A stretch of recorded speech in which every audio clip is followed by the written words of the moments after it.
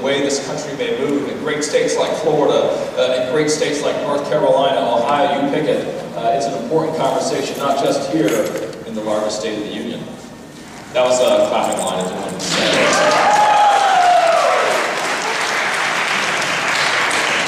So I want to introduce my panelists very quickly. On my very right, we have Lui Diamond Phillips. Actor, director, writer, producer, very involved in this community, and somebody that I've watched throughout the years with great fandom, so it's great to have you here to reflect on this. It's a real pleasure to be here and playing myself today. You're playing yourself? Are you producing yourself as well? I am, yeah, which is interesting, because I was going to cosplay as Negan, and then I found out I wasn't that kind of convention. This is going to be a spirited conversation, I can tell. Representative Judy Chu.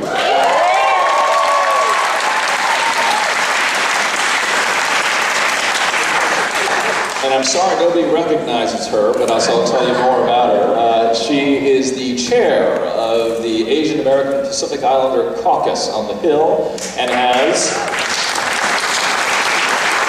throughout the years, championed this community and other communities through the Tri-Caucus and other bills, the ideas of America in ways that we need to hear more often. So, Judy Chu, thank you for being here.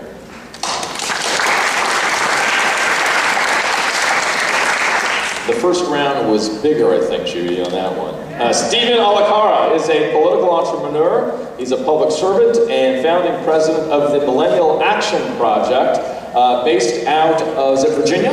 DC. In DC, very close by. And it's great to have you here, a voice that's been seen on MSNBC and other media. Most recently, great to have your voice here, Stephen. And if you're from the state of California and you're even close to Sacramento within 400 or 500 miles, you've heard of Bill Wong. He's the political director for the California Assembly Democrats and oversees an $18 million effort right now to maintain the Democratic supermajority in the California State Assembly.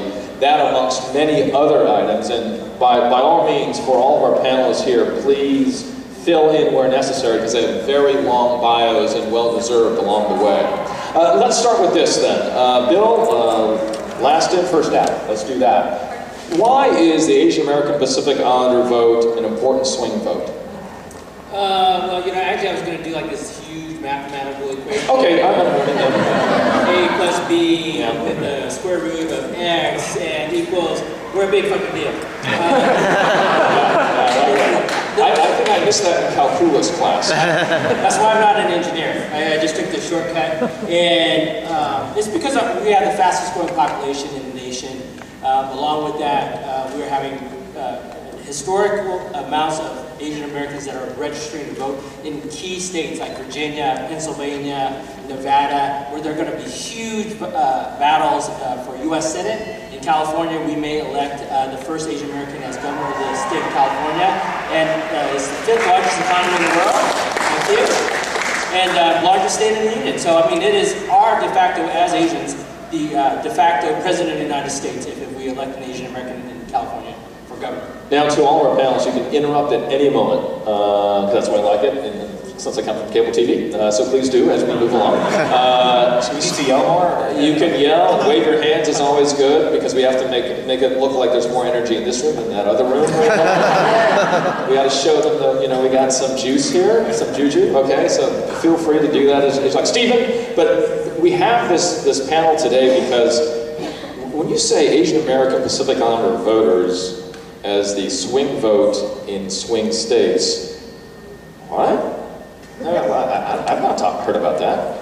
Yeah, well, I mean, actually, so I'm from Wisconsin. I don't know if we have any Wisconsin actual Midwesterners here. All right, well, one person. Thank you, one person in the front row. By the way, just as I look at this audience, I didn't know Politicon had so many Asian Americans come out. Yeah!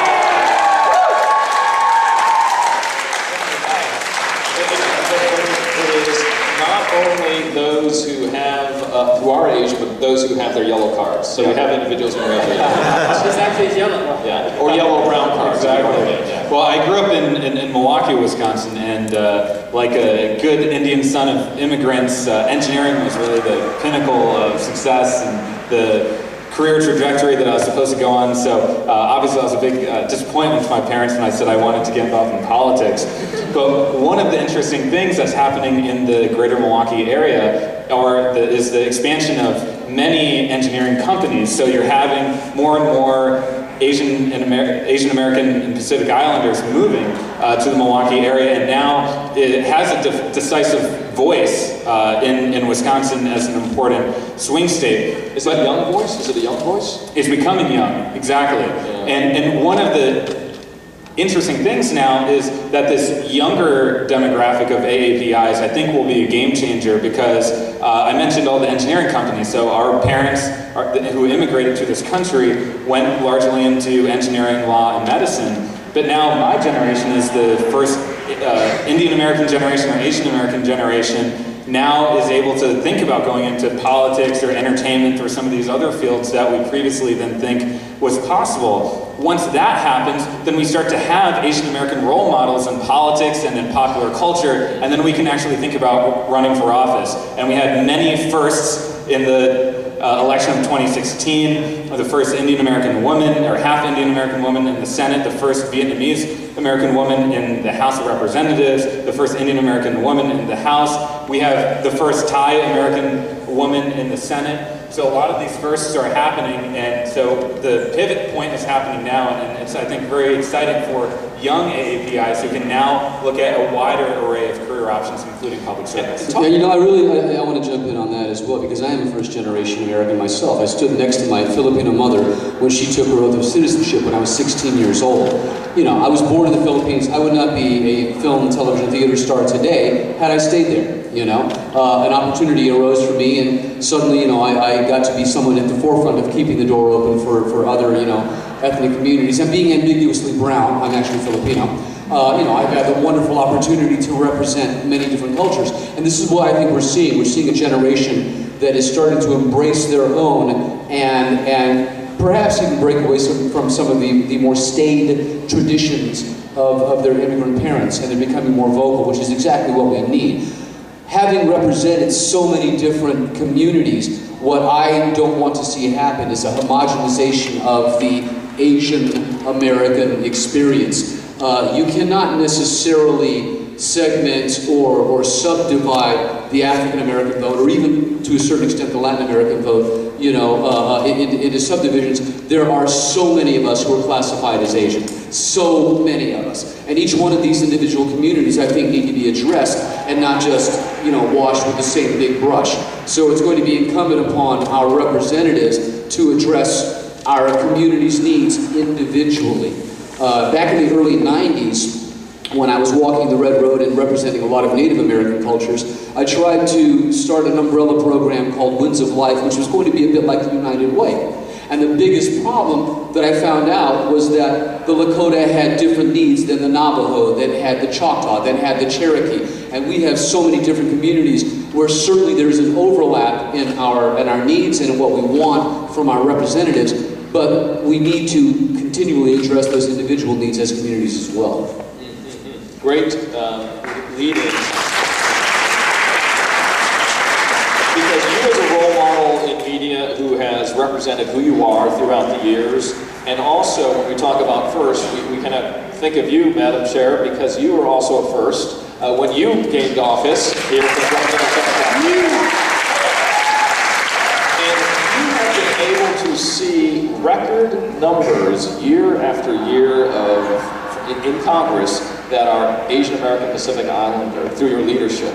What are we seeing here? What does this tell us about America? So what I want to tell all of you is that Asian Pacific Islanders are on the rise in this nation. And I see it with my own eyes. Even though the November election was so disappointing for so many of us on the top level, there is an untold story. And that is that Asian Pacific Islanders did so well in this November election. The first thing is that we went from 13 members of Congress to 18 members of Congress that are API, the highest in our district.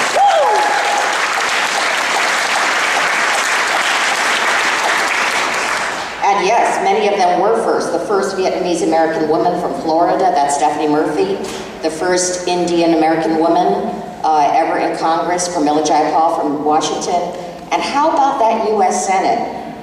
3 Asian American women that are now in the U.S. Senate. Not ever expected ever before, but now Mazie Hirono, Tammy Duckworth, and also Kamala Harris.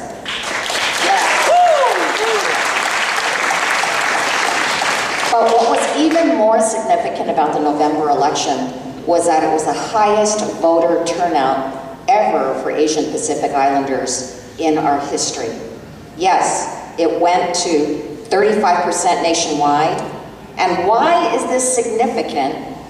It is because in swing states where votes can be so close, AAPIs can be the margin of victory, and were indeed the margin of victory. Let's just take Nevada. AAPIs are 9% of the Nevada population, but 69% voted for Clinton, and as a result, Clinton won that state. And how about Virginia? AAPIs are 5% of that state. 81% voted for Hillary Clinton, and Virginia went for Hillary Clinton. So the potential for the AAPIs to be the swing vote is enormous. And that's why I say that we are going from being, if used correctly, we can go from being marginalized to the margin of victory.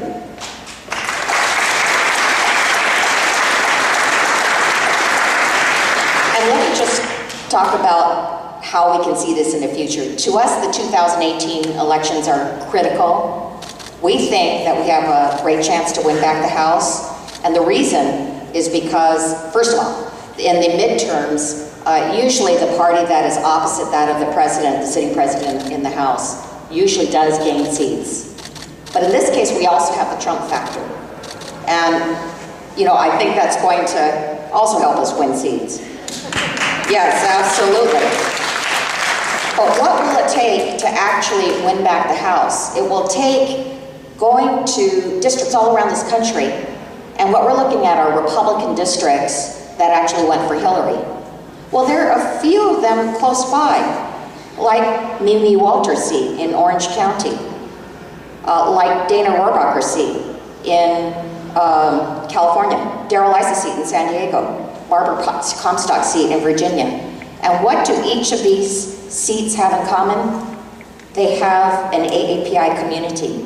Mimi Walters, 28% AAPI. Dana Rohrabacher, 21% AAPI. Darrell Issa, 10% AAPI. Barbara Comstock, 17% AAPI. Can you imagine if you mobilize those votes, if you get them to turn out, if you get them to be the swing vote, how you could turn those seats, and then how you could turn the House to what we hope will be a Democratic one. Yes, the AAPI vote can clearly make a difference.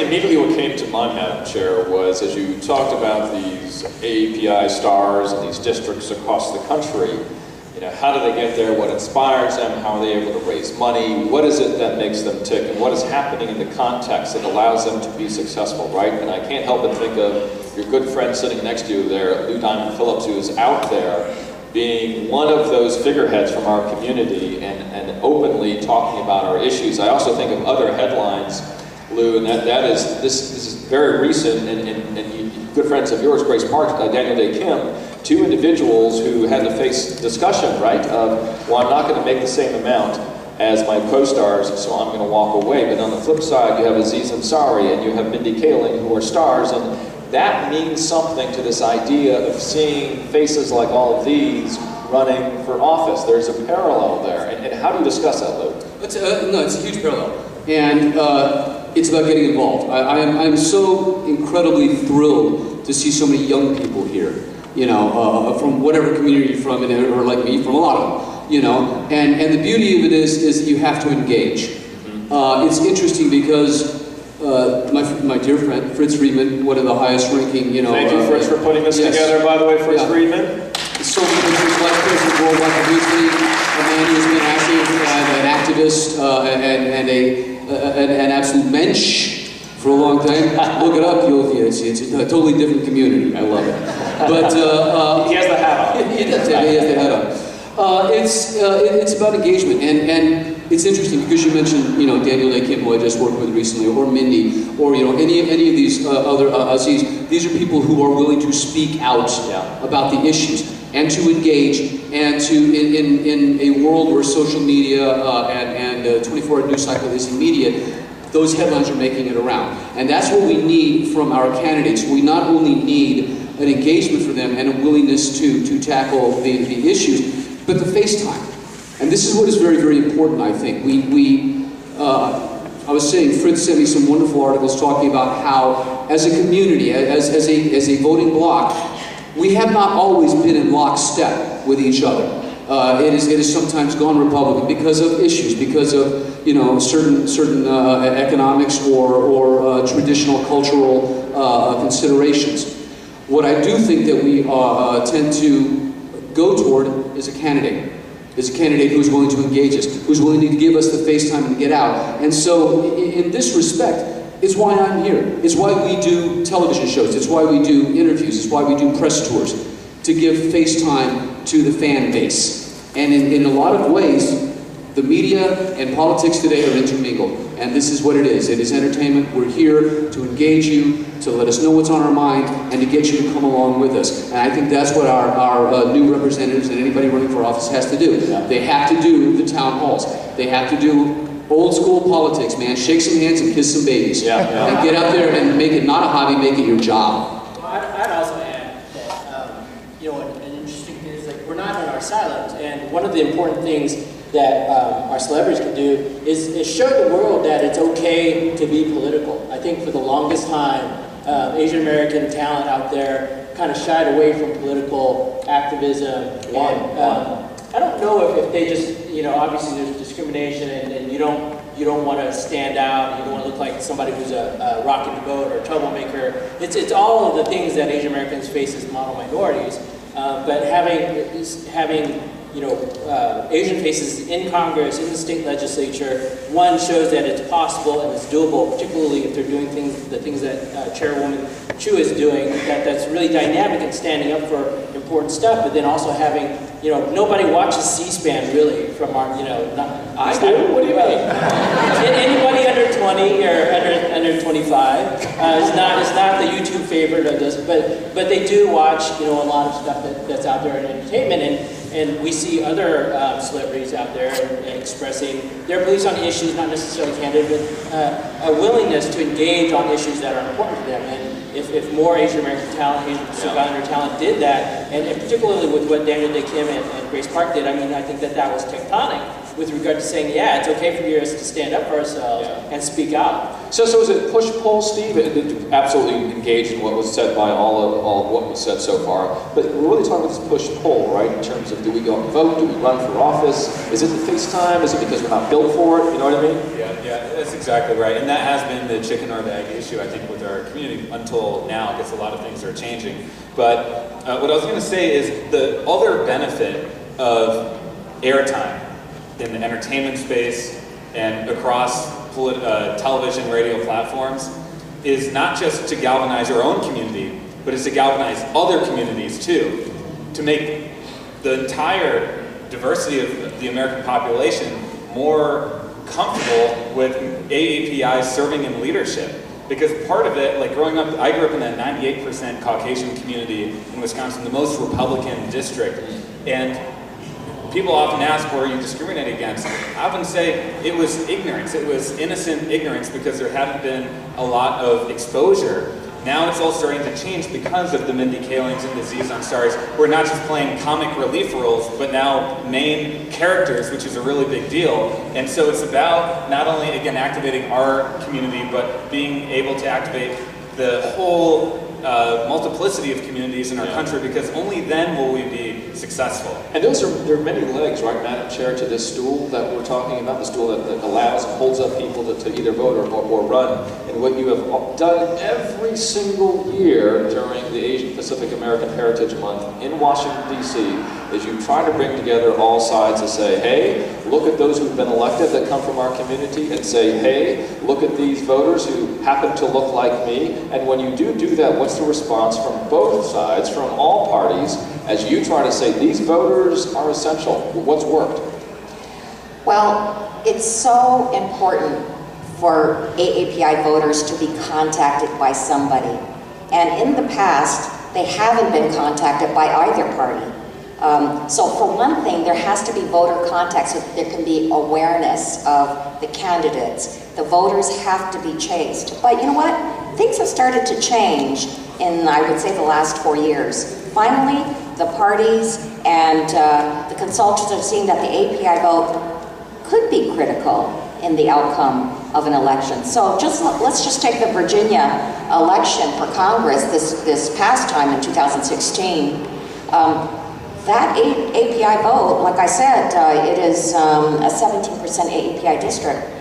The candidates, both of whom were Caucasian, but still realized the value of the AAPI vote, and all of a sudden they're taking stands on comfort women, you know, an important Korean issue. All of a sudden they're taking stands on this island in South Korea that's disputed by Japan.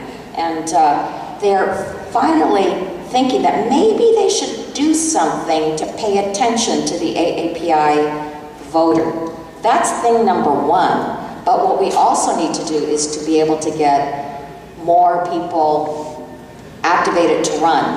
And in order to run, you would have to really yourself know what it's like to be on a campaign. I would urge any of you that are really activated, thinking of getting involved in politics, to actually volunteer in the campaign. See what it's like. See what it's like to go out on those precincts and knock on those doors and do all that phone calling. Because it'll give you some true familiarity with what goes on in these campaigns. And eventually, you might be like David Min. I have to just put in a little plug here because I mentioned this Mimi Walters seat in Orange County. That is a seat that is 28% AAPI, as I mentioned. And one of the candidates that's really high on the list that's challenging her is David Min. He's a Korean American. If elected, he'd be the first Korean American in Congress. Well, there was one before, but he'd be the only Korean American in Congress because we don't have one right now. He's very qualified, a UCI professor, and he himself has volunteered on campaigns, so he kind of knows what it's about. So I say to you, get involved with these campaigns, do this kind of political activism, and get a taste for what it takes to be involved in a political campaign. And that is not left or right. In our room, who voted in the last election? Who volunteered or was active in the last election? Right, who ran for office? Oh, wow. Oh, okay, there it is.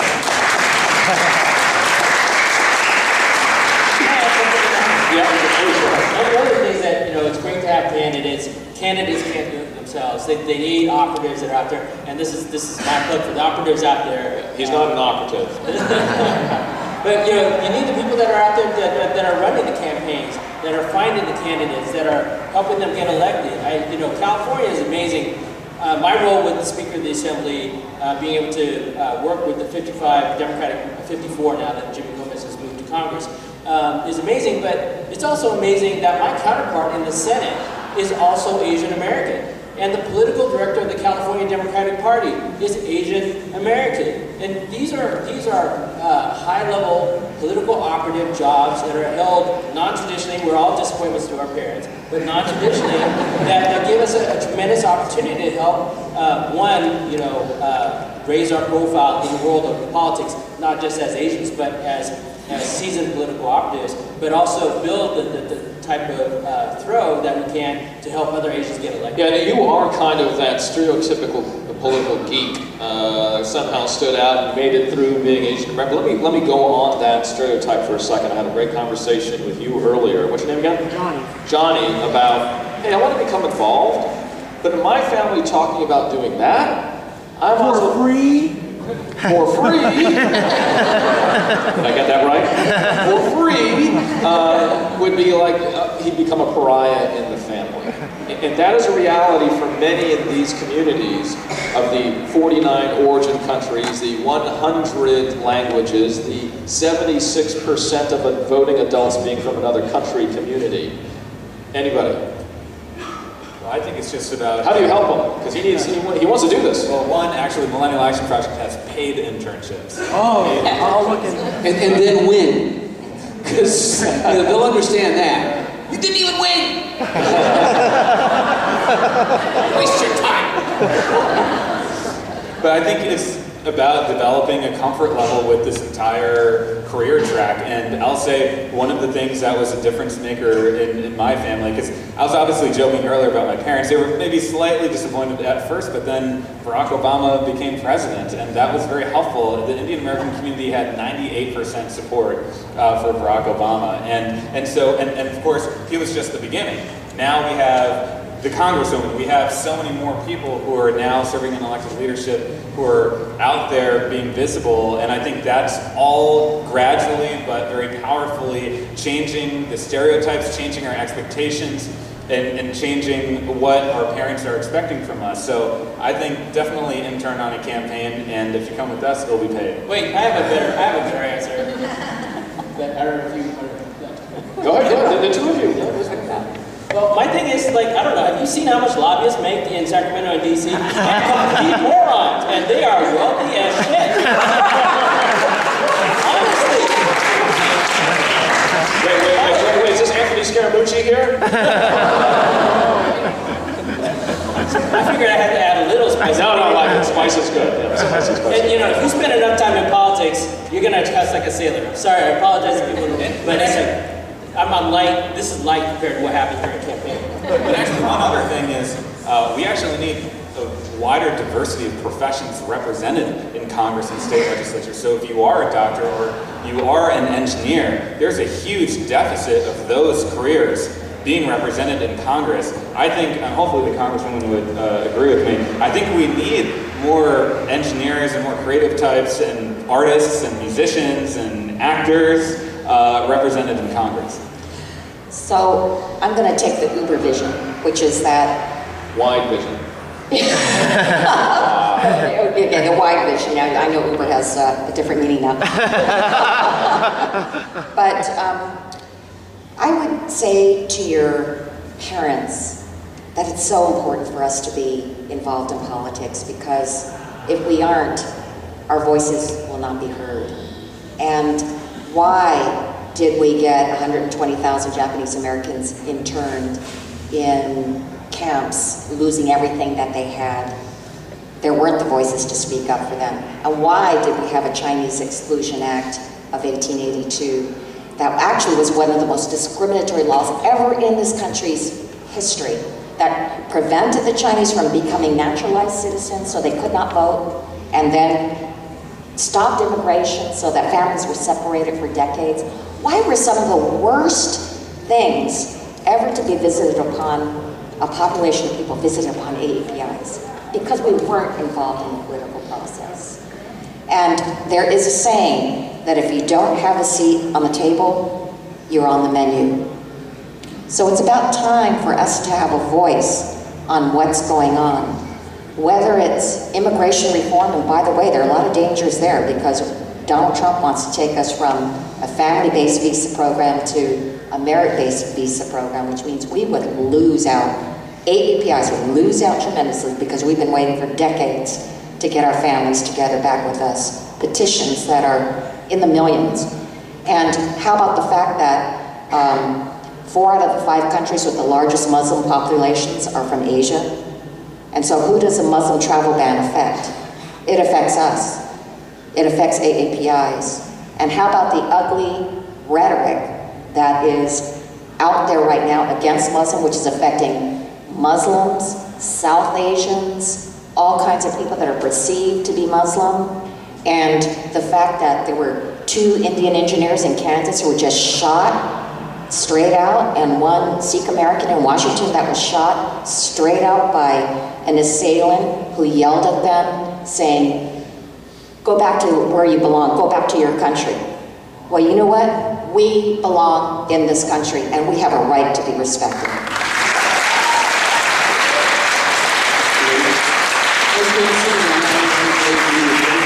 Said so far, and even more importantly, it is about your voice. It is about exercising your voice. And what we are seeing is a change, I think a generational change, which is happening at light speed. I mean, from your parents to you, from my parents, your parents, to us. We've made a difference. And now we are trying to pass this torch to the next generation of people out there who are going to make a difference. One of the first political, other than marching with Cesar Chavez and a lot of the things I did in the late 80s and early 90s, I know I don't look that old, but 25. Hey, age don't beige.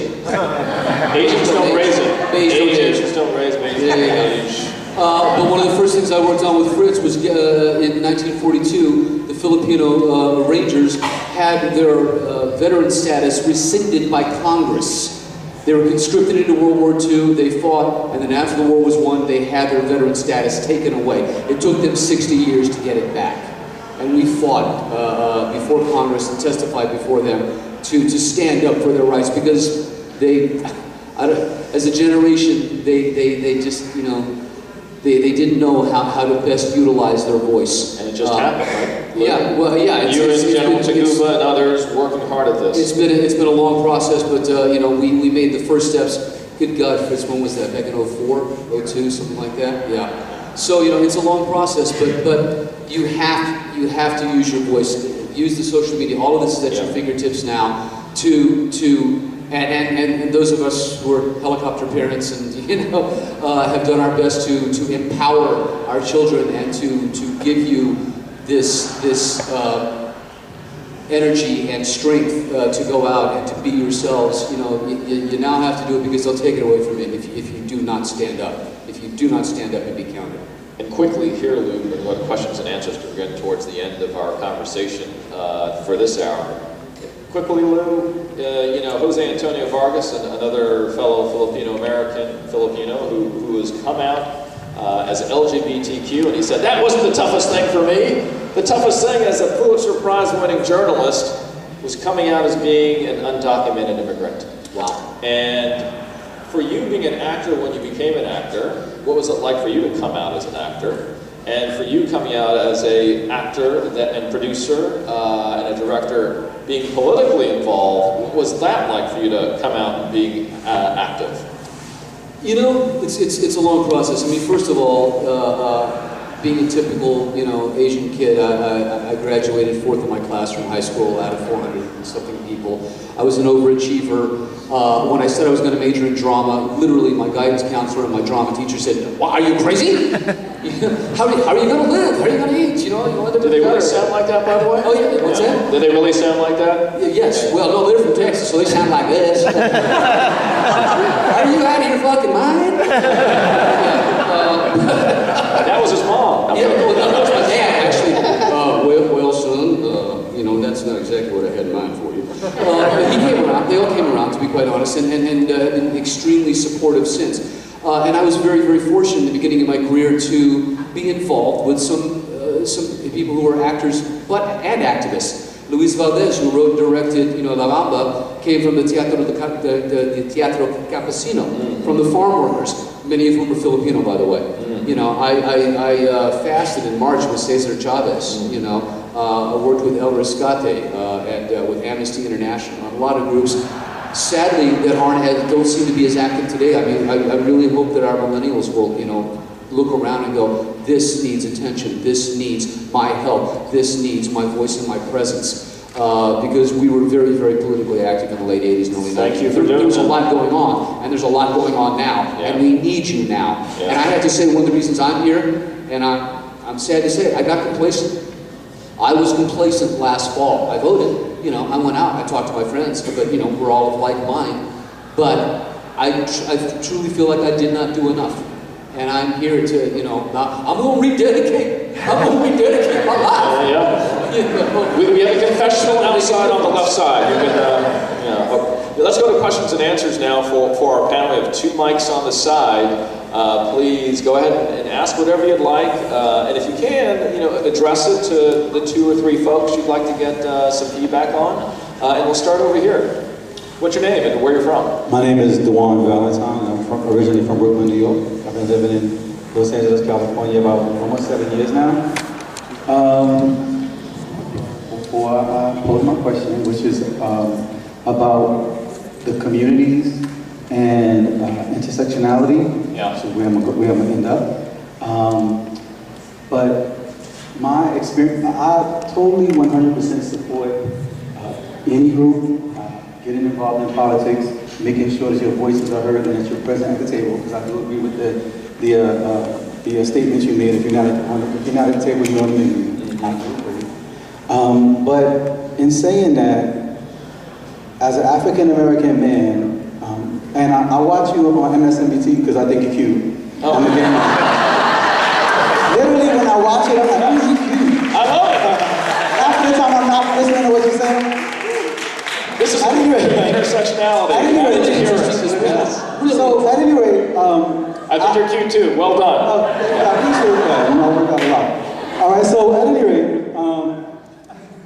I also happen to date majority Asian men, and I get a lot of pushback from friends that are not Asian. They say derogatory things. So I said that to say my experience dealing mainly in the Asian community, and I live in Koreatown. There's this innate, I feel like on a larger scale, you're doing a great job with furthering your agenda and making sure your voice is heard. But I think you're, from my opinion, doing a horrible job in the communities, like on a grassroots level. A lot of times when things happen, I never really see Asian faces there. There has to be an Asian issue for Asian faces to be there. Good point made. Good point made. I also feel like there's this inherent, because I deal with Asian people a lot, belief that you're better than all of the other ethnic groups. And they say things to me that demonstrate to have no knowledge of the history of the people here, like my people. When I say, listen, do you ever even heard of a Jim Crow law? They have no idea what I'm talking about. But they have these very ignorant views of black people, and don't have no idea of the history of the place where you want to live. You say you want to come and you live, you love so much. Yeah. So I think that's a problem, and I want to know, what do you feel like you can do to help to address that issue and a concern on a community grassroots level? Because that's part of the reason I feel why Donald Trump won. He played to the hate in people It's a and great the fears that would make me fear having more voice. It is the things that I face from you every single day on the street. It is a great question, and you've had in your intersectional question, there's a lot of layers to it within itself. Okay, I'm going to ask for 3 questions because we have a lot out here, and I'm going to ask our panelists to pick from that. We'll definitely get to that one. Okay, so thank you so much for that. On my left, if you could give me your question in 30 seconds, that would be great. What are some... Oh, what's your name? Mandy. Specific policies and issues pertaining to the AAIP. Am I getting that right? You got it. It all works. Yeah, AAPIs have way too many letters. Fair enough. Yeah. Specific policies and concerns that this community has. Great, thank you, Mindy. Over here. Hi, my name is Jennifer from Fairvote, California. Hey. Hi. So we're talking about AAPIs as swing voters, right? But we're also talking about a system that may inherently be flawed. So I'd love to hear from you, knowing that AAPIs, Asian Americans and Pacific Islanders, the 3 most populated states are California, New York, and Texas, and they don't come into play when we talk about our current electoral college system. What are your opinions about the national popular vote? And then taking that a step further, not only on the presidential scale, but locally, through Congress and the state legislature, can't we get something that actually has things like ranked choice voting, so we don't have to split the community if multiple candidates run from the same community? So both at the national scale, thinking about national popular vote, and then at the local level, can we do things like ranked choice voting or proportional representation, so we actually get truly fair representation that look like the community? Great questions. Wow. Okay, so our panelists, intersectionality, policies and concerns, national as well as statewide votes that are weighting towards AAPIs. How do you get them better counted, if you will? Who would like to go first? Pick one of them. I'll go first. Go for it. I'll go first. I think part of the problem we have now is that we live in silos. So what we see may not necessarily be representative of what is out there. You know, I understand that there's a lot of different feelings out there. I think that one of the big problems that we've created is that we don't have history. We have fake news now. How we get educated is faulty. The only reason why I know what happened in the Civil Rights Movement or with the Chicano Latino movements because I took ethnic studies, but that is not required in your college education, and then it's been slowly being taken out of your educational curriculum. So that's being taken out, so there's no history to have. It's not necessarily their fault, and for the AAPI community, a lot of them come in as new immigrants, so they've missed an entire section of being educated about those types of things. And don't feel that it's just the black community or Latino community. There are Asian Americans that don't know who Vincent Chin is. They don't know who Chosu Lee is. If you don't know who that is, you should just Google it. They don't know the history of our own community. And that's a problem because of the way we consume information and how education is provided to us. But what can we do? We can be more active. I mean, that's ultimately what this comes down to with what Jennifer says or what anything says. Is we all have to be more active. We cannot be slacktivists on Facebook and just post, guilty of pandas. But you have to be more engaged in that. You have to have that conversation. You have to expose yourself to different points of view. Because if I just stayed on Facebook, I would only see the stuff that my friends post. And predominantly, because I'm Asian, most of my friends are Asian. So I'm going to just see Asian stuff. I will not necessarily, unless I actively try to do other things, see what comes from the African American community or Latino community or LGBT community or women's community. So you actually have to actively figure out how to break out of that silo. I think it's branding too. I mean, there's somebody out there right now who's very good at sloganism. He repeats things until he pounds it into people's heads and they accept it as truth. And so we have to repeat things like, we are Americans. We have a right to be here. We contribute. Diversity is good for this country. We have to repeat this kind of sloganism until hopefully people will start to accept it as truth. And also that education is a daily basis. I mean, Kristen Beck today, LGBTQ Navy SEAL, talking about, hey, listen, we don't all have to be Conan with a sword. You know, you're talking about the diversity that we need in politics, the diversity that the military needs. There's so many different ways to contribute and to be involved. And for anyone out there, whatever field you want to go into, to claim your rightful place once you've earned, you know, the right to hold this job or to be in this position. And it is about that continual, you know, not just talking the talk, but walking the walk, day in and day out, and helping to educate those people around you. I want to address the swing state issue, and that is that, yeah, you know, the swing states that I talked about, Nevada and Virginia, are not where Asians are the most populous. Of course, we're the most populous in California, Hawaii, and New York. But what I'm talking about is how could we be effective in this next election? If I had my top wishes for how AAPIs could affect the outcome of the election, I would ask all of you to do something in Nevada. And in fact, that's what we did in 2016. Go out there. A ton of people from California went out there to Nevada and did all kinds of precinct walking, did all kinds of phone calling, and influenced the election there. There were all kinds of mailers that were targeted in Nevada. And actually, I named all those swing districts too, the Mimi Walters, Dana Rohrabacher, Darrell Issa, because these are local districts. And we can make a difference with that enormous AAPI population in those particular districts. And if we are able to get AAPIs to swing a certain way, then we have a chance of taking back the House. That's where we could make a huge, enormous difference. Yeah, I would love to have the national election determined on a popular vote. That would be my druthers. But if that can't be done within the next 2 years, which I think is not going to be possible, then we have to think about ways in which to be as effective as we can. After all, AAPIs, or 5% of the national voting population. People may think that's not that much, but in reality, if you really look at the statistics, we can have an enormous influence where it counts if we actually concentrate our efforts. And Steve, what's the one issue that I want to answer that question specifically. What is the issue, if you had to pick one, that resonates with Asian American Pacific Islander voters? Well, actually, there was a study showing that our concern about jobs and the economy was the first concern. But the second thing that was found in the same study was that a majority of AAPIs feel disengaged from the political process, and that's disproportionately true among young voters. So I'm going to actually loop in ranked choice voting and proportional representation, because those types of political reforms not only have the benefit of better representing the actual vote, and I think will provide a boost to the AAPI community, but also it will help to fix what's obviously a very broken and polarizing political system.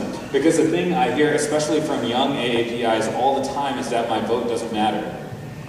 And that is the type of narrative that we have to turn around. We have to demonstrate that your vote does matter, that your voice is actually needed now more than ever, but we also have to enact some reforms like ranked choice voting and perhaps even multi-winner districts, even though obviously it's going to take a long time to get some of those reforms done, because we have to feel like that our vote will actually lead to a tangible result. All right, I've got 5 minutes and we're going to get all 6 questions in, and I want to remind our questioners 30 seconds. I want to remind our panelists 30 seconds too, because we're going to deliver on the promise. Okay, all right. You first. Name, where you're from, question. Hi, my name is Kayla and I'm from Burbank. And one thing that I'm really passionate about is the lack of Asian Pacific Island education in our schools. I'm 17 years old, so I just graduated from high school, and one thing that just irks me is that the only reason I ever heard about Asian studies in my history classes is because someone that was European went to discover this country that was already there, so they didn't actually even discover it. So since I'm only 17 and I'm not even allowed to vote yet, I just wanted to know what are some ways that I could not only get my friends involved in this issue, but have my voice and this issue heard on a higher level, and just have it taken to not just my peers, but to people that have more power than I do. Got it. Great, thank you. 30 seconds to you.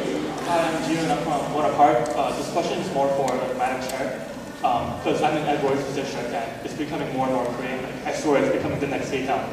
So, but even in that, it's the Korean community is very conservative in that sense, and I've always felt a pushback from the right and the left. So I have a question to you, how do you address that? How do you make sure that as our community we make sure that we have our voices heard, that we have our rights heard, even though our rights not maybe addressed by the Conservative Party? How do you address that drift or that rift? Got it. Thank you so much. 30 seconds, dude. Name, where you're from, question. Sure. Hi, my name is Helen. I'm from the Cause Leadership Academy here. You guys touched briefly on your hopes of the AAPI community galvanizing behind a certain candidate to get politically involved. And I would love to see that, but at the same time, and I'm hoping Congresswoman Chu can talk about this, but also the rest of the panelists, what challenges do you foresee in putting the pressures of representing an extremely diverse community on a single person? And also at the same time, what are some challenges in being, in people, maybe mass media, using your position as almost an oversimplification of evidence of how much our nation has progressed? Okay, great. Let's start with somebody who would like to address education in high school. 30 seconds to one of our panelists. Madam Chair, you can't do it because you got too many questions coming at you. I'll do it. Okay, go ahead. Okay, so I think you have more tools now than you ever had. Electronically to be able to disseminate, because traditional manners of providing education aren't there. So you can organize. You don't have to be 18 to organize. You can participate. You can be your own brand ambassador for AAPI community, and you have so many tools out there. Look at how many AAPI YouTube stars there are. It's unbelievable. And if they actually added a little snippet here and there every time they posted something, people would eventually get educated. Yeah. So that's what I would encourage you to do. You're saying tell stories. Tell your stories. You have a platform, a very powerful platform. Okay, Madam Chair, the left, right in the community, how do you get that balance? Well, talk about telling stories, that's what I do. when I'm talking to a more conservative Asian immigrant audience, trying to get them to really understand why I'm a Democrat, I talk about why I stand up for comprehensive immigration reform. And I talk about Grandma Kim who petitioned for her son to come here 20 years ago and is afraid that she'll die before comprehensive immigration reform is going to be done.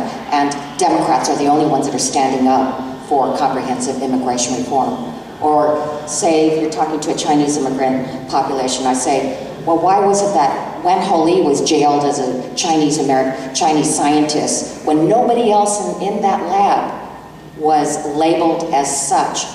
Why was his name dragged across the mud? It's because there are stereotypes, and we've got to stand up against those stereotypes. They understand that. They understand those things.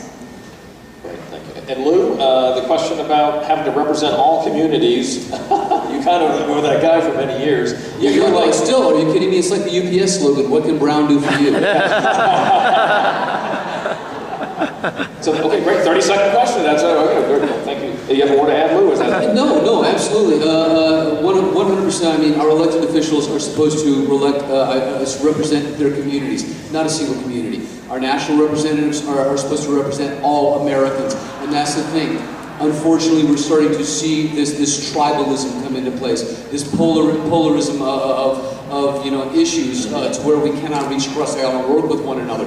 I think there has to be a major overhaul in how we look at our constituents, and Hillary said it, Barack said it, I am the president for every American, whether you voted for me or not, whether you agree with me or not. And if you don't agree with me, I need to hear what you have to say. And that is what we need. We need responsible, reasonable, steadfast leaders. And that's why we have to vet and be very, very careful about who we throw our loyalties to. Okay, we're going to make it to the finish line. Thank you, Lou, for that. Please, 20 seconds if you can. I only have 2 more minutes left. You're quite Yeah, Mike Feinstein, former Green Party mayor in Santa Monica. I love the increased diversity we have, but we're decades behind countries that have proportional representation. My question is to Mr. Wong. The Democrats have a supermajority. How can we get the Democrats to not take their supermajority for granted and instead try and get multi-winner proportional representation in California now with a larger legislature? So instead of trying to be the swing vote, instead to be able to directly elect your own constituency.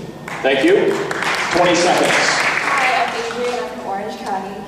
So Asians are often regarded as the model minority, and I was wondering, is this label the reason why the AAPI community is less vocal about their opinions, or are we less vocal about our opinions because we're afraid to rock the boat, like I said? Thank you so much. And you? Hello, I'm Michael Judson. I'm from Claremont, California.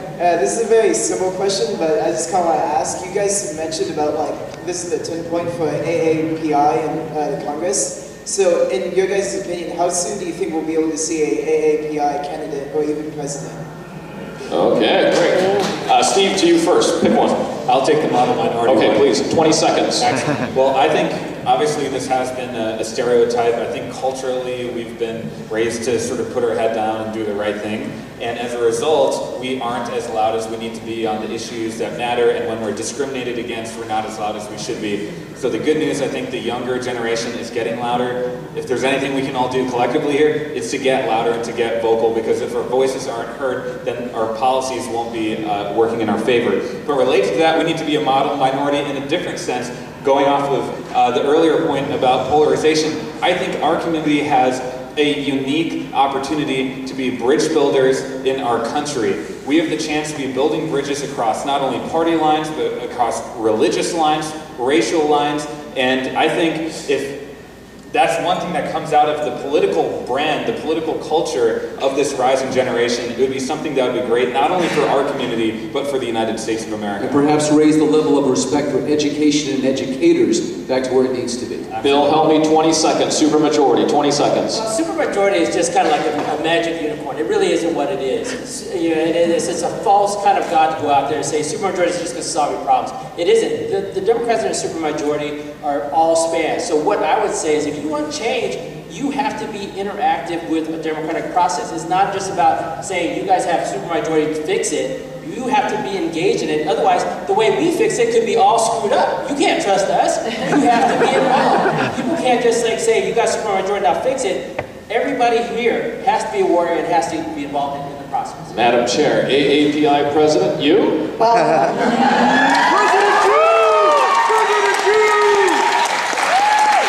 Ain't no pressure, but you have to answer that in 20 seconds. well, first of all, let me say, 70% of the AAPI population is immigrant. They've come from other countries where there may not be a democratic tradition. In some of these countries, they may not have even had an election ever. So I think it's a process for the AAPI population in terms of getting involved in politics and knowing how to speak. But we are relying on you, the young people.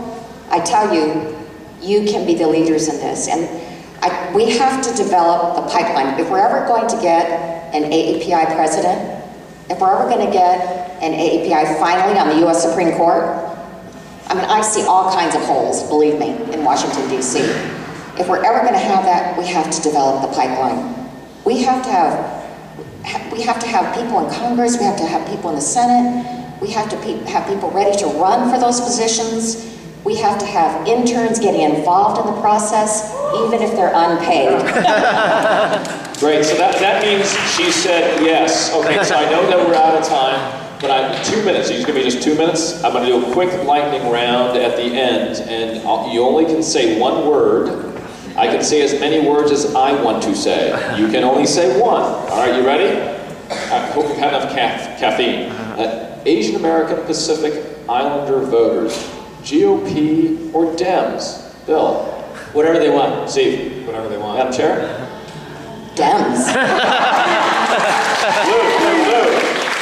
Dem be the right answer. Pardon me? Dem be the right answer. All right, very good. Intersectionality, Steve. That's going to turn people off, seriously. We should use the type of language that can reach Different out. word is what, okay, that's not a one-word answer. Okay. Madam Chair, one word. Intersectionality. Diversity. Lou. Ditto. Bill. Yes. Top issue, Bill. Representation. Lou. Top issue, AAPIs. Wow. Okay. Steve. I would say fixing the political system. Madam Chair. Immigration reform. Swing vote for swing states, Bill. Of course. Steve. Wisconsin. Madam Chair. Our future. Lou. Galvanizing a base. 80,000 votes made the difference in 3 states. That's a lot of dashes in that one word. It was. And finally, Asian American Pacific Islander president, what year? Bill. 2020.